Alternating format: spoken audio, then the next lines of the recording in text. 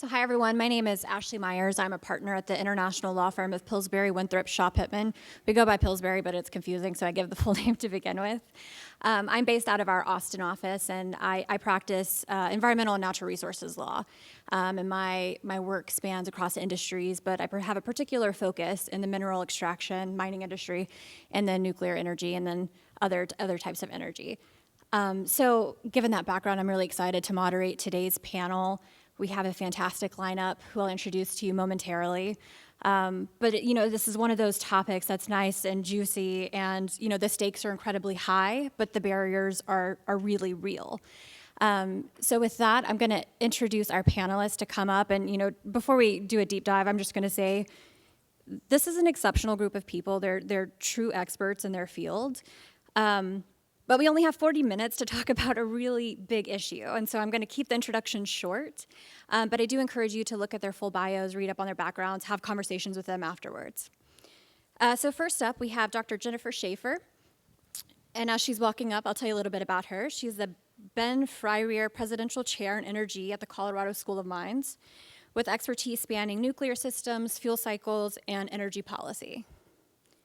Also joining us is Brent Berg, who's the Senior Vice President of U.S. Operations for Uranium Energy Corporation, who brings deep experience across uranium production. And then have we seen Dr. Rhino Pretorius? Oh, hi. Welcome. Please join us. He is the CEO of Quantum Leap Energy, working at the forefront of advanced nuclear fuel development. So please welcome our panelists.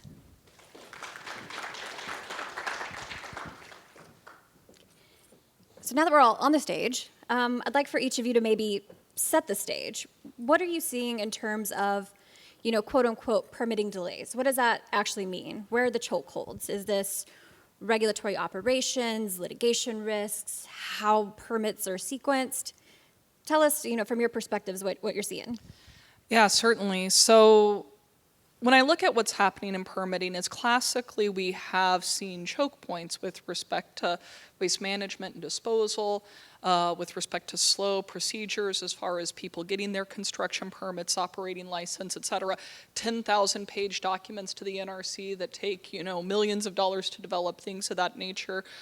But you're actually, especially over the course of the past couple years, I would say, you've seen Congress take up bipartisan action with respect to 98-2 passings of the ADVANCE Act to improve NRC engagement with industry as far as making efficiencies there, having partnership with respect to review of aspects. And then you're also seeing further streamlining with respect to partnership and further enablement of the DOE authorization to enable the building of reactor technologies on national labs. And this has been a pathway that's always existed because it's important that you actually have the ability to build reactors. Fusion actually benefits from this considerably.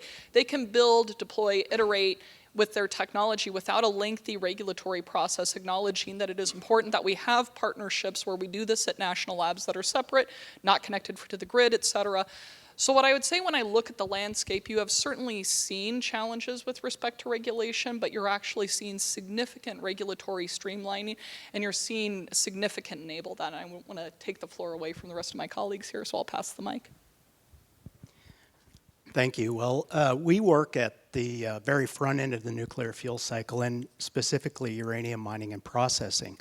And I would say we haven't experienced delays with respect to permitting, and we're very fortunate. So we operate in both Texas and Wyoming, and both states are agreement states. And essentially what that means is they have primacy to regulate our industry on behalf of the Nuclear Regulatory Commission. So they have a program that's either equivalent or more stringent than what the NRC would regulate us to.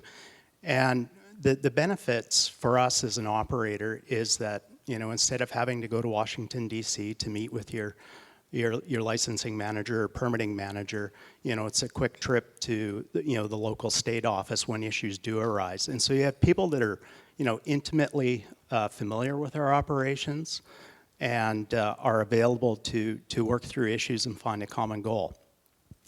I'd say for us, if there have been challenges, they're not dissimilar to the uranium industry itself. So there was a downturn, and I would say most U.S. operations were in long-term care and maintenance, 2017, 2018 until, maybe 2024, thereabout. And so, during that time, a lot of people left the uranium industry, the mining side of things, and they moved into other sectors. They took jobs elsewhere. And not surprisingly, the regulatory agencies had the same issue.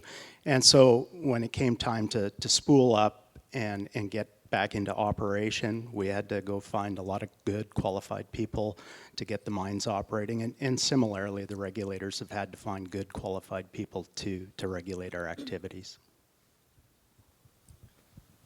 Thank you. We operate, I think, halfway between you guys and the nuclear reactors.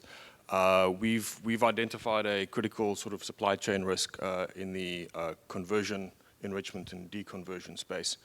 And though those seem like trivial matters, I think enrichment itself is a pretty highly regulated space. We are seeing some movement in terms of helping that move along smoothly or smoother than it is and accelerate. For example, there's a launchpad program coming up at Idaho National Labs based off the success of the pilot plant program for the reactors to date. And I think across the industry and on a federal level, the government's identified that not only is there skills shortage in handling things like UF6, it's also handling things like the gases and reagents required to make UF6 before we can even get to enrichment. So one of the very, very important key blockages we've seen is just the general skill around the handling of hydrogen fluoride, the handling of fluorine gas, and also the production of fluorine gas. So a while ago, the federal government has identified fluorspar as a critical mineral. And I think most people don't even understand why that's a critical mineral, but that is so important to get uranium enrichment to actually function. And you can't just go to the fluorine store to buy a fluorine electrolyzer. It's a molten salt reactor. You produce fluorine gas and hydrogen gas at the same time. If these two combine, it's a bit of a seismic event. But we are seeing some great movement in terms of accelerating the enrichment part and getting that licensed. So I think definitely some obstacles, but things are moving in the right direction. So Brent, I'm curious about something that you said. You said for you haven't really experienced any delays, luckily. So maybe just for context for the audience, could you talk about like what your permitting horizon even looks like to begin with, just to put that into context, and then what you attribute to your success in not running into these delays? Yeah, I would say, for a new greenfield mining operation, you've probably got a 10-year horizon between the time that you start drilling, delineating the deposit, and understand that there is actually something economical to mine there, to having it permitted, licensed, and able to start into production. Now, during that process, you get to some key junctures where it's time to start that permitting effort. And I would say typically, you're looking anywhere from at least 2 to 5 years to get your radioactive materials license, your mine permit, and kind of the key license and permits that you need for startup into production. Now, that's not to say that once you have those that you're able to just flick the switch and go. That's certainly not the case. You have well completion reports to submit to TCEQ or WDEQ in Wyoming. You undergo inspection and typical things that a permittee would experience. But I think in terms of preparing, excuse me, and being ready, it's interface with the regulator early on and often. Make sure they understand what it is that you want to do as an enterprise and the dynamics of the project that you're proposing. And when issues do come up, take a pragmatic approach and work through them with your regulator. Do you think that there's any this push for more like a domestic supply for national security purposes, do you think that that helps your case in these conversations as you're having them? I do. So one of the things I've observed so I've worked in the field for 24 years now, and I say historically, if people ask me, what I did for a living, and I told them I was in uranium mining, they would probably ask me, is that safe? And, that dialogue has changed, and I would say the response I get now is much different. People associate nuclear a lot differently than even just a decade ago, and it's much more positive. I do believe that plays into the regulatory agencies, and they're not under as much public pressure, perhaps. They're not under as much political pressure for it being a bad thing. It can now be seen as a good thing. That's fantastic. So Jennifer, maybe you should take this one because Brent, you raise a good point. Like people are concerned about safety. So when we're talking about let's streamline permitting and regulatory approvals and dealing with regulators, how do you balance that, the rapid advancement that places like the state of Texas are trying to accomplish with, the corollary of we need this to be safe and the public to have confidence in how these projects develop? Yeah, and I'd actually even just, and I meant to ask this question when I started, how many people in the audience really have a core nuclear background? Okay, and then how many people is this kind of one of your first, not to use the term exposures, but this is your first, panel where you're learning about nuclear, learning things kind of, so we've got a blend here, and so that'll help me level set some comments with respect to things here. And I'll touch on a couple of different pieces on this. One is actually, I'll connect earlier to bottlenecks, because I think there's an important distinction with respect. I was talking about regulatory bottlenecks and what that thinks of. That's not to say that there is still not work to be done with respect to enabling the deployment. Workforce is a key one, right? And you were basically touching on it. It's one of the reasons why I'm back at Colorado School of Mines as a professor is because I have actually a radioactive materials lab. I work with things like plutonium, uranium, and train people in how to do that safely, right? So just kind of putting that piece out there. But with respect to how you actually deploy things safely and more efficiently, for the longest time there's been an assumption, and you see this even not just in nuclear, but in other parts of the safety complex, where the default state is if you don't take an action, that this is intrinsically kind of the safest state that you can exist in. And it's very easy to end up kind of in this local minima of not necessarily action and therefore being in a safe state. One of the things that I think has been really excellent from what I've seen with respect to partnership with especially the DOE authorization and the NRC dynamic is you're providing a pathway for there to be partnership with industry and the Department of Energy in developing these technologies. And so you have this engagement with industry where they're not just necessarily on their own developing the technology. You have the deep decades of experience that exist with the Department of Energy. You're able to co-review codes, things of that nature, but you still actually have the NRC acting as an independent authority. And so you have this partnership where you have an engaged partner that's able to provide in a double check with respect to, okay, how are we thinking with respect to sodium coolant risk, thermal management, all these sorts of things that you think about when you're considering nuclear safety and moving things through that process, but then still having an engaged and independent regulator at the NRC that's, okay, let's double check your neutronics assumption, or let's double check why you think a loss of coolant accident isn't actually as, concerning as you're presenting here. And so you can do things where you're moving efficiently and working in partnership with working through this. So that's at least what I'm seeing at this stage. Great. So Rhino, I know you had some interesting comments about workforce development and concerns around that. So can you just expand on that a little bit more? Yeah, sure. I think a lot of focus lies on, once we've got these materials in a concentrated state, how to handle that, how to get them into the reactors, how to handle as they come out of the reactors, and what we do with them. Just totally a waste that we're only burning up 3% and then sort of letting it rot in a pile for decades before we touch that again. Getting the plutonium out. The US is running out of plutonium. NASA is running out of plutonium. 2033, we're out of it. The carriers and the nuclear submarines need nuclear fuel, and I think you maybe touched on a very good point there. We're sort of in this low energy state of being comfortable where we are, and we need a catalyst to get us out of that slump. because these things don't get done in a year. They don't get done in 2-3 years. Just to actually, talking with the NRC has been very interesting. But I think from a policy perspective, their goal is to prevent you from doing what's wrong. You have to rely on consultants to tell you what to do and which forms to fill in and which things to look at.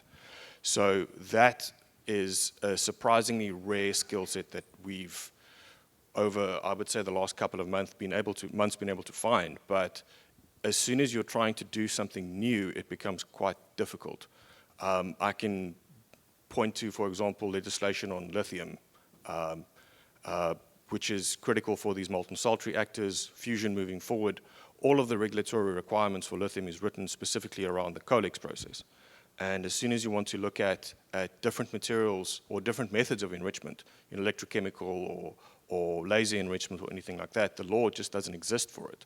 So you've got to engage with private parties to almost, I want to use the word, lobby for we fall outside of this law, but we're going to follow this law, and it's a dual-use technology because it can do enrichment, but under no circumstances can you use the same technology that can enrich lithium for uranium. Therefore, we're not doing anything wrong.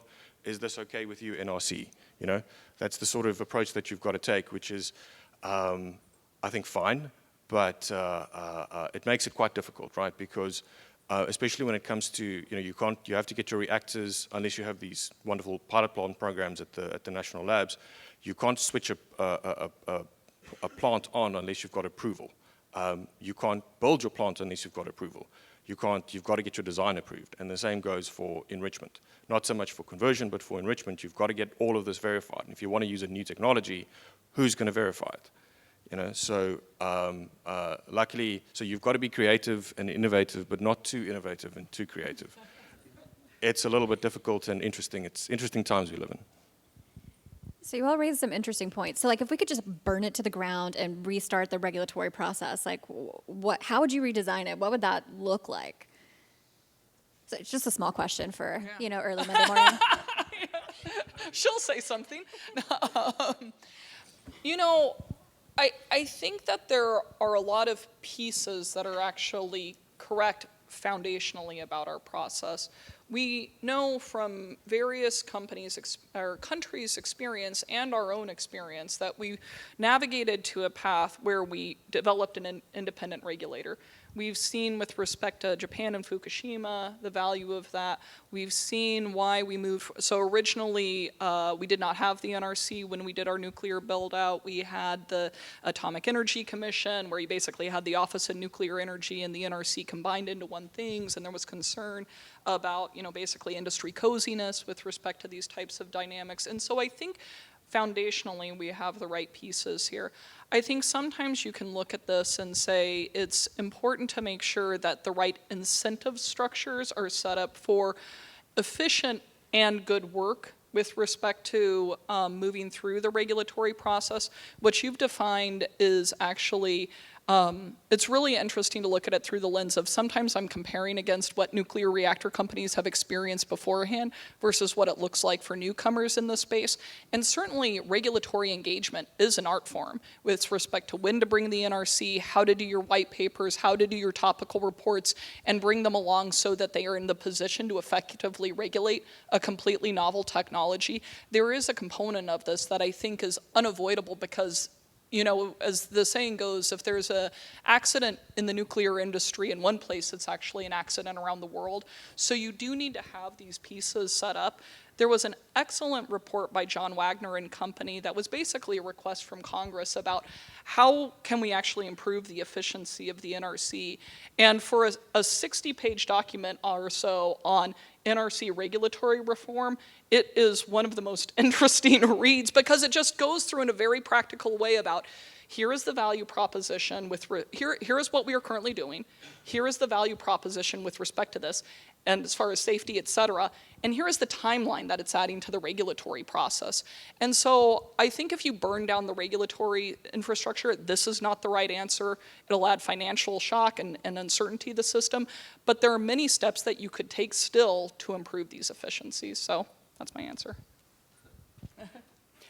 I would say a couple things come to mind for me from my experience. One is having your regulator local to your operations. So there are great benefits in having both the staff available to meet with and work through issues, as well as just simple things like being able to call and set up an in-person meeting and do it within a week rather than a month. The other thing that comes to mind is frequent inspection and audit. So as intrusive as that sounds, my experience has been that if the regulator is digging into what you do in your business and to see that you're doing it correctly or not is beneficial.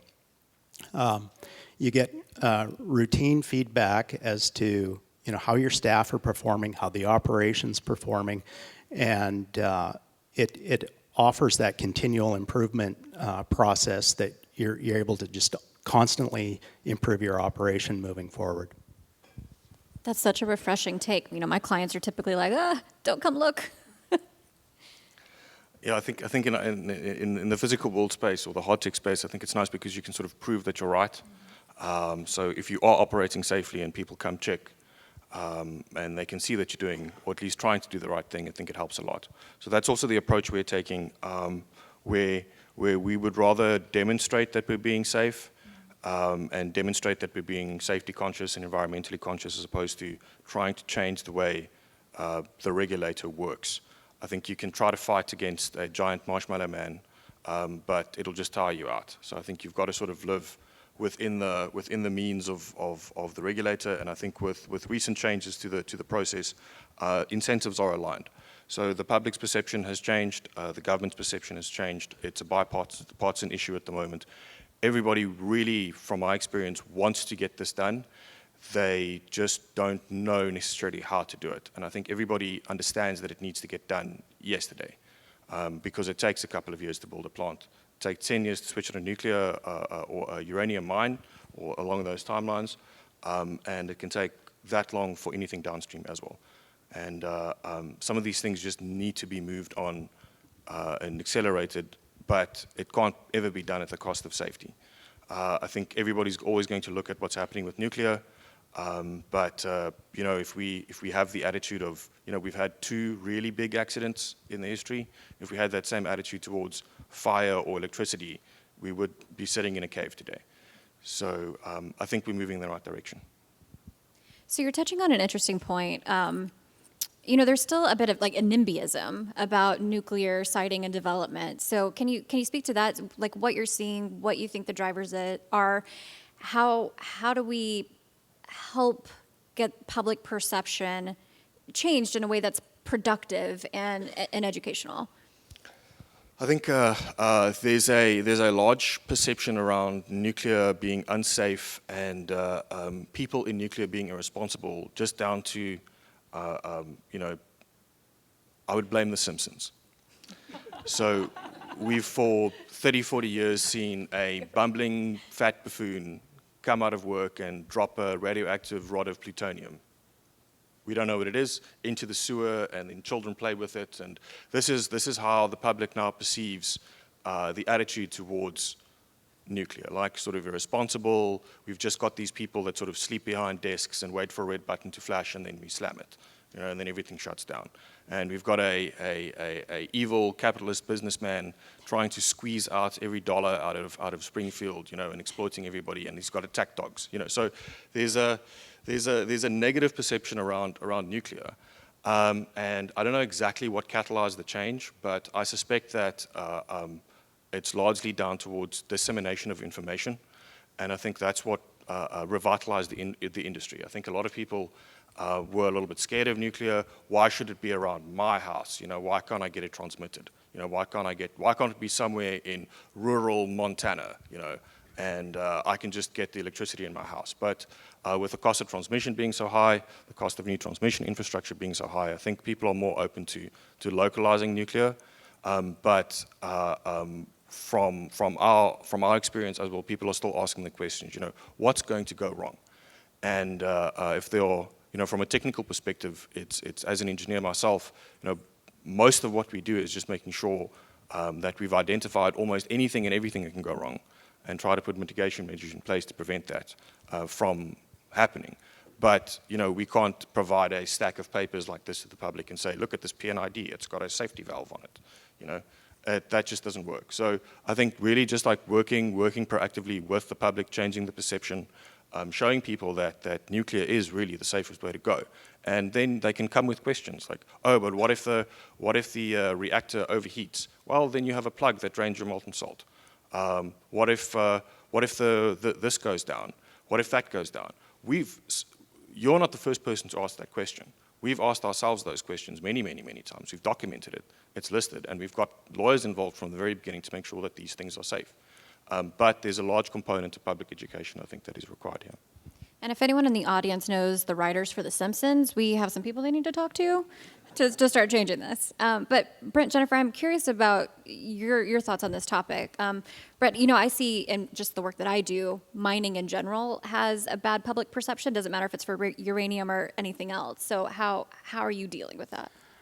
Yeah, it does. And, we have a sordid history, particularly in the U.S. But I would say what I've seen over the years is where we have highest public confidence is with our operations is in the communities we operate in. We do public opinion polling routinely as part of an annual test to see how we're doing. And I attribute it to a few things. One, we have employees working in the local communities, and so you have a higher level of local education regarding nuclear, or in our case, uranium mining, than you would otherwise. But I do think there are, certainly some proactive things you can do. We do a lot of tours of our facilities, and we invite people to see what we do firsthand and listen to our employees. They're proud of what they do every day, and it comes out in those tours, and people can see that and understand it better than an executive sitting in front of them explaining why this is good. But I think, you can go beyond that too. I worked for a while in the copper industry, and we developed lesson plans for some of the public school teachers regarding mining, and we would do tours at the facilities so the kids could see it firsthand.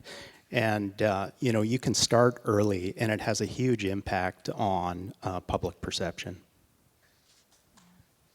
Now, a couple of pieces on this, and actually just one quick thing with respect to the previous question that we were talking about with respect to efficiencies. One big thing that the Advanced Act pushed forward is you may not appreciate that the NRC is a fee-based regulator, so if you're a company, you actually go to the NRC, try and help, them help to figure out how to regulate your technology, and the entire time you're paying the NRC to go ahead and do that. The Advanced Act actually started to shift that a little bit, where that cost isn't fully burdened by entities, and so that's a huge enabling factor with respect to advancing and improving efficiencies across the across industry and regulatory. But with respect to public perception, you're seeing a couple of different things in this space. One is that it does seem that this is a generational dynamic. As the younger generation comes through, they have less exposure and commingling with the idea that nuclear energy means nuclear war, right? For the longest time, if you're thinking about bomb shelters, and you just have a different perception of what nuclear looks like to you, as well as frankly the lack of transparency with respect to what was happening with nuclear technologies at that time, right? And it's part of the reason why we have the dynamic with The Simpsons, right? But another piece with respect to this is generally when I'm out talking with people, you see safety as a concern, and even less so than safety, it doesn't seem like that's as much as it was, but waste and waste management. And it's actually one of the reasons why I went into the area that I did, which is nuclear fuel recycling, because we don't have to be managing our waste the way that we have basically designed to up until this point. Up until this point, we've basically said, okay, the waste sticks around for a very long time.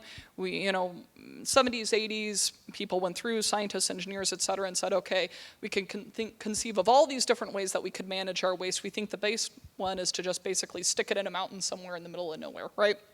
And at the time, that made a lot of sense because that mountain ended up being Yucca Mountain. And at the time, we let off 1,000 bombs in the Nevada desert. You can imagine how people looked at that and said, what's some additional nuclear waste with respect to disposal of it there? But on the flip side of this, you can recycle the nuclear material, right? You're only 5% energy consumed when you pull fuel out of the reactor. That means 95% of that material is still available for producing energy. So you can chop it up, dissolve it, run a chemical process. This is what my lab specializes in. And you can put that material back into the reactor. So one, you can minimize the amount of waste that you're generating. The other thing that's coming into the fore, and this is actually partially in partnership because of advances in fusion, is that you can shorten your waste management timelines, or the idea that the waste doesn't actually need to stick around for as long. And so these are the things that I see, and actually I'm seeing progress on kind of a couple of different fronts with respect to this. So. That's great, because that was my next question about the waste, right? So how has this momentum gained where we're seeing, nuclear waste not as waste, but as an underutilized resource? Like, what is the impetus for that and what you're seeing? And Brent, I'm curious to how this is affecting you on the front end too.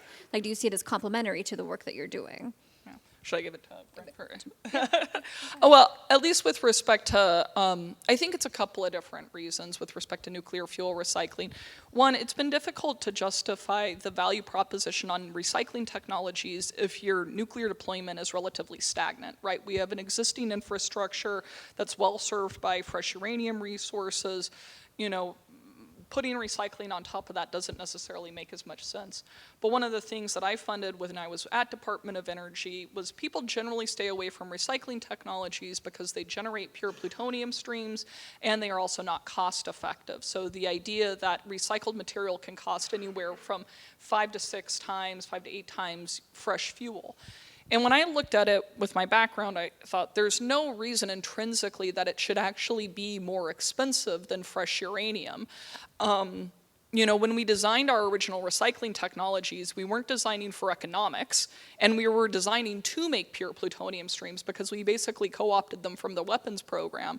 And so it seemed very timely that we could maybe go back with all the 80 years of experience that we now have in this field to say, why don't we design for economics, and why don't we design to actually have commingled, more proliferation-resistant streams? And so I think those sorts of opportunities are existing. This is why you're seeing startups exist in this space. But also, the reality, if you are really talking about tripling or quadrupling nuclear energy, you're in a place where you can have real partnership with, I think, uranium mining entities as well as, potentially recycled material. So, yeah. I would say for us, our largest operation is in Wyoming, and the public in Wyoming, I would say, they're accepting in the front end of the fuel cycle, but not the back end. And there's a real fear of spent fuel and nuclear waste and long-term management. And we recently saw Radiant pull their siting decision for Wyoming and move it elsewhere.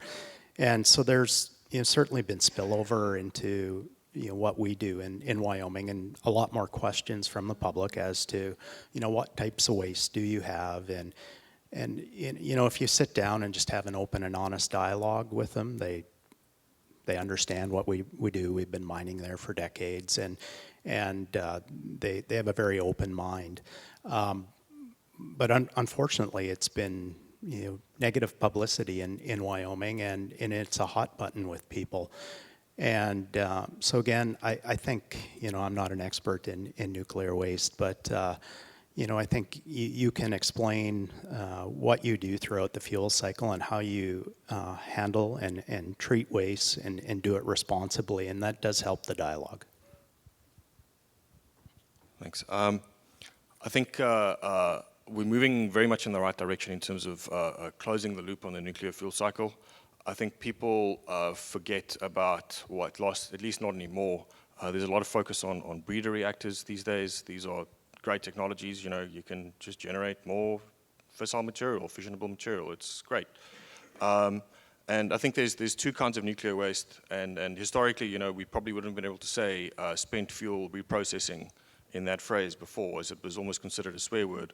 But there's some really good stuff in there. Besides the fact that it's very high in uranium-235. There's plutonium. Obviously, plutonium has its risks and dangers associated with it, but Europe has taken an interesting approach to plutonium, looking at MOX fuel, right? So So France is at the moment in a little bit of trouble with their mines in Africa not being able to produce uranium anymore, and they're really looking very seriously at MOX fuel. And that combines two very interesting forms of nuclear waste, being your plutonium coming out of your spent fuel, and then your depleted uranium tails. These are sort of a lingering danger that people, well, not danger really, a lingering waste that people have been overlooking, I think, for a very long time. It's depleted uranium in the form of UF6 gas, kept in containers, kept safely, but it's standing there for decades and decades, right? We've already mined it, we've already spent the energy, entropy, and exergy trying to get the uranium-235 out, and there's still some 235 in there, but there's not really much we can do with that.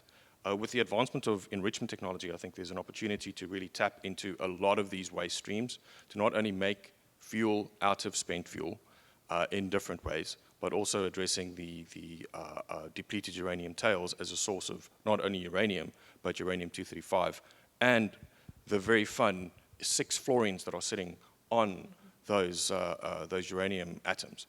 And if we don't have to mine it again, there shouldn't be a reason for us, if it's already in a chemically processed form, for us not to be able to recover that economically.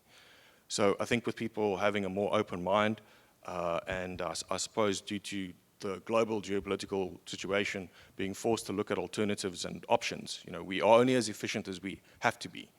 So with some more constraints that come into the world, we have to be more innovative. We have to be more creative, and that's why we had the weapons program in the first place.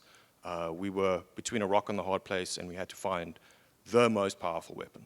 So I think a little bit of societal stress really does generate a lot of creative ideas and generation of solutions.